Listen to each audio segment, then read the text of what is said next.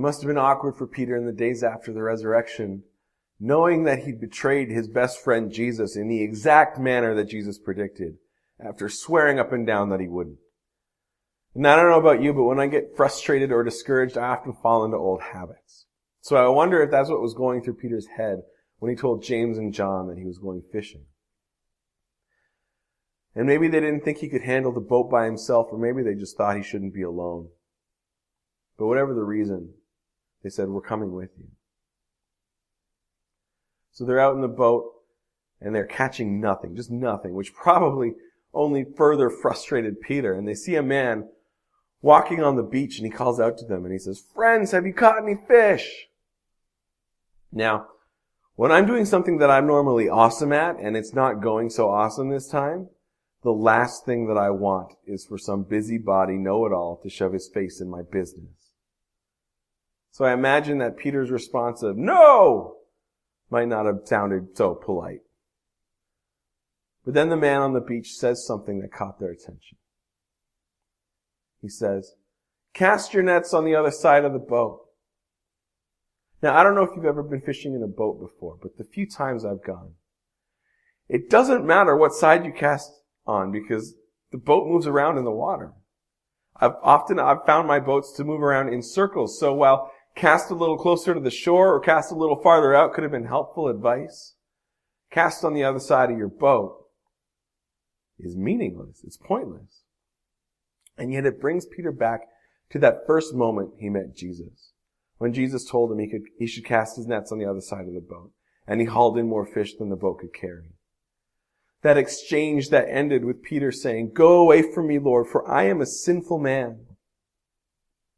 But they listen. They listen to the man on the beach, and they cast their nets on the other side of the boat, and they haul in almost more than their nets can take. And in that moment, they all knew.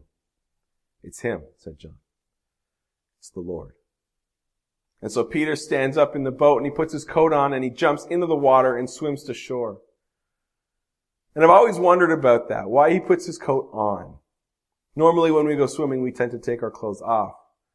But I have to believe it's because he expected to be sent out right away. He anticipated Jesus' forgiveness and that he would be called back to the job.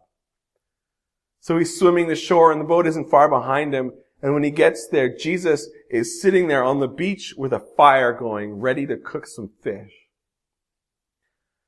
And he comes up to Peter and he says, "Peter, do you love me?" Peter says, "Yes, Lord, I love you." Jesus says, "Feed my sheep." And he says again, "Peter, do you love me?" And Peter says, "Yes, Lord. You know I love you." And Jesus says, "Tend my flock." And he asks him a third time, he says, "Peter, son of John, do you love me?" And Peter is just heartbroken at this point. He says, "Yes, Lord, you know all things. You know that I love you." And Jesus says, "Feed my lambs." And Jesus asks him 3 times for 2 reasons. Number 1, he wanted to counteract the 3 times that Peter disowned him during the trial and the crucifixion. Number 2, the Bible was originally an orally transferred story, and so there was no bold or italics or underline. So when you wanted to get your point across, you had to repeat it multiple times. Jesus is literally telling Peter and whoever else is listening, if you love me, serve me. If you love me, serve me. If you love me, serve me. Guys, often we let our guilt and our shame get in the way of serving God. We think we've messed up so badly that God is far away from us or that he doesn't want to be around us. When the truth is that God is sitting on the beach cooking you breakfast. If you love him, serve him. If you love him, serve him. If you love him, serve him. Don't let your past get in the way. Just spend every moment getting closer to him by serving his church. Be blessed, my friends.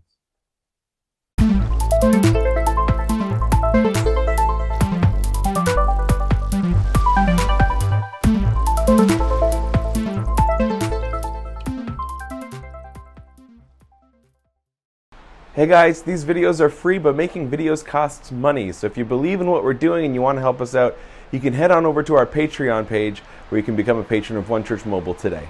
Thanks for your support.